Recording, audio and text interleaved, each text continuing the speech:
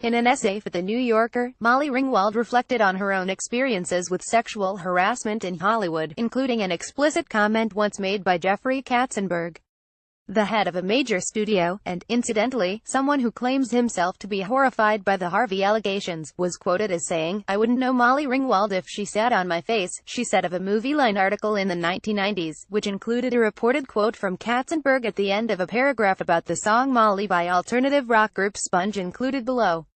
Maybe he was misquoted. If he ever sent a note of apology, it must have gotten lost in the mail. In a statement to The Hollywood Reporter, Katzenberg said, "That Molly Ringwald had to read those words attributed to me and believe I said them is horrifying, mortifying and embarrassing to me. Anyone who knows me now or back then knows I do not use language like that as a matter of course, or tolerate it. Ms. Ringwald, 22 years too late, I am deeply, deeply sorry." The actress, currently appearing on the CW series Riverdale, also recalled when, at 13 years old, a 50-year-old crew member told me that he would teach me to dance, and then proceeded to push against me with an erection. At 14 years old, a married film director stuck his tongue in my mouth on set, and later being asked by a director to let the lead actor put a dog collar around my neck, though it had nothing to do with the project's plot.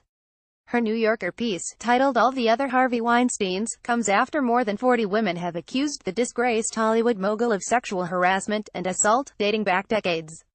I could go on about other instances in which I have felt demeaned or exploited, but I fear it would get very repetitive.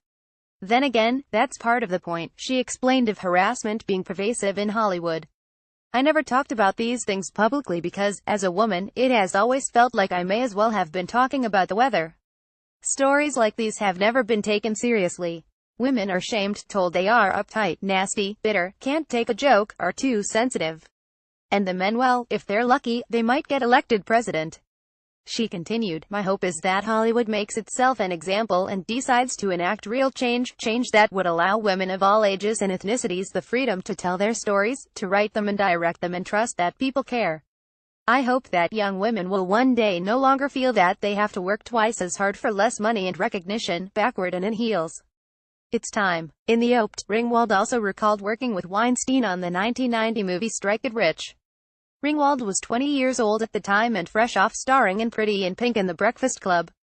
"Thankfully, I wasn't cajoled into a taxi, nor did I have to turn down giving or getting a massage. I was lucky," she wrote. Still, she was warned that Harvey Weinstein and brother Bob were becoming powerful, and were difficult to work with, and that it wasn't advisable to cross them, and saw how Harvey Weinstein changed the film's name, script, edit and advertising. "I was always a little mystified that Harvey had the reputation as a great tastemaker when he seemed so noticeably lacking in taste himself," she wrote. "But he did have a knack for hiring people who had it, and I figured that's what passes for taste in Hollywood." Ringwald later sued for being denied her gross percentage of the film, and never worked with the Weinsteins afterward.